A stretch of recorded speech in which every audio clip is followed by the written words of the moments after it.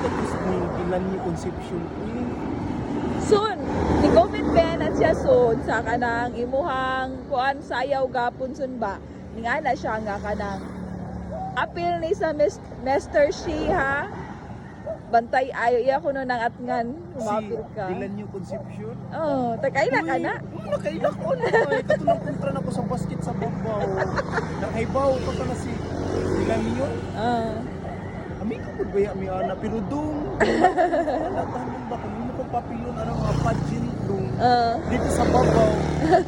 Huwag ka mauwaw doon. Nga. Hindi siya kong papilon. Gabay ra kayo ng mga inaana doon. Ano na gusto ni mo pang Miss Universe? Pang Miss Universe, siyempre. Panginis. Yan naman, mahalo di kag talent fee. Alangan ko kayo kung muapil mo ko diha. Kung pamilya na ko makawas ka sa babaw na ako ay.